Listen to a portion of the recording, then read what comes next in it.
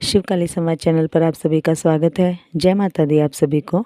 आज का जो विषय है वो बहुत ही महत्वपूर्ण है कि पहली बार सवारी जब आपके शीश पर आती है तो ऐसी क्या गलती हम कर देते हैं कि जिसके बाद हमें लगता है कि सवारी हमारे लिए लाभ का नहीं नुकसान का विषय है। तो इससे पहले कि हम अपने विषय पर चर्चा करें, आपसे निवेदन है कि मेरे चैनल को सब्सक्राइब करें, वीडियो को लाइक करें, कमेंट ज़रूर करें। इससे मुझे वीडियोस बनाने का प्रोत्साहन मिलता है।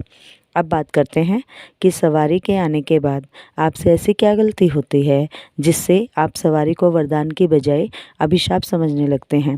कुछ लोगों का मानना होता है कि जब से सवारी हमारे शीश पर आने लगी है तब से हमारे कष्ट और बढ़ गए हैं, परेशानियां और बढ़ गई हैं तथा हमारा काम भी कोई नहीं बनता है, वचन भी पूरे नहीं होते हैं।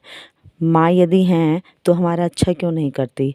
सवारी जब भी किसी व्यक्ति के शीश पर आने लगती है तो ऐसी अवस्था में सवारी कहीं भी कीर्तन में, जागरण में खेलकर आ जाती है और तब उस समय बहुत से लोग सवारी का सम्मान करते हैं तो बहुत से लोग इसे ढोंग और पाखंड भी बताते हैं। ये सबका अपना अपना निर्णय हो सकता है। मैं किसी को भी यहाँ ये नहीं कहना चाहूँगी कि तुम सवारी का मान सम्मान करो, क्योंकि ये तो मेरी महामाई का अपना निर्णय होता है कि किसे अपने चरणों में स्थान देना है और किसे अभी इस संसार सागर में और भटकाना है। क्योंकि जब किसी के अंतर मन में भक्ति जागृत होती है तभी आप किसी भी देवी या देवता की सवारी का मान सम्मान भी कर पाओगे। अन्यथा आप इस मोहरूपी संसार में डूबने के अपने रास्ते स्वयं तैयार करते हो, वो कोई और नहीं करता। और जब सवारी खेलने लगती है और जो लोग सवारी वाले व्यक्ति को खेलते देख लेते हैं तो ऐसी स्थिति में वो लोग सवारी वाले बच्चों से पूछा लेना शुरू कर देते हैं और सवारी वाले बच्चे भी अपने आप को वीआईपी समझने लगते हैं और पूछा देना शुरू कर देते हैं। और यहीं से आरंभ होती है हमारी परेशानियाँ। क्योंकि जब हम बिना गुरु धारण किए, बिना शक्ति की सेवा साधना किए पूछा देना आरंभ कर देते हैं ना, तो फिर परेशानियां हमारे जीवन में बढ़नी शुरू हो जाती हैं। क्योंकि सवारी जब आरंभ में आती है तो केवल एक छोटा सा अंश मात्र किरण ही हमें सवारी की प्राप्त होती है। ये कृपा महामाई की होती है हमारे ऊपर, परंतु इसे हम अपने पूजा पाठ से और बढ़ाते हैं। अपनी पूजा पाठ सेवा साधना के द्वारा ही हम इसे प्रबल कर सकते हैं और प्रबल करना भी होता है।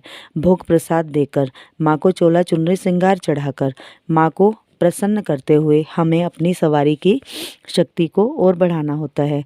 परंतु शक्ति उस समय ना तो नियंत्रित होती है और ना ही शुद्ध होती है और आप पूछा देना आरंभ कर देते हो।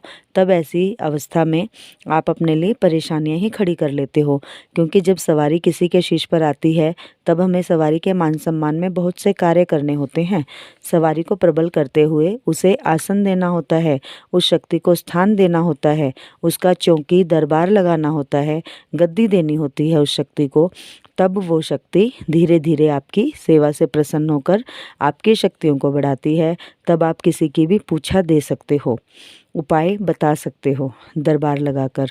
परंतु नहीं, यहाँ तो YouTube की चकाचौंध देखकर हर दूसरा व्यक्ति चाहता है कि मुझ पर सवारी आए और मैं ही माँ का स्वरूप बन जाऊँ, लोग मेरे चरणों में लेटें। मेरे पास भी ऐसे ऐसे 2-3 बच्चे आए थे जिन्हें सवारी का अंश ही केवल प्राप्त हुआ था और उन्हें दरबार लगाने की जल्दी भी थी और बिना शक्ति को आसन दिए, बिना उनकी स्थापना किए उन्होंने दरबार लगाया।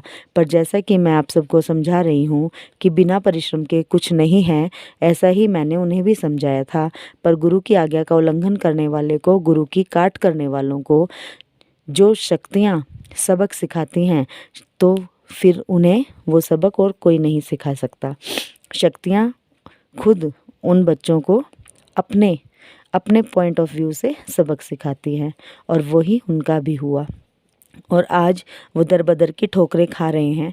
क्योंकि दरबार तो सभी मेरी महामाई के ही हैं, परंतु भाव सच्चे होने चाहिए और सच्चा गुरु तो अपने शिष्यों से परिश्रम करवाएगा ही।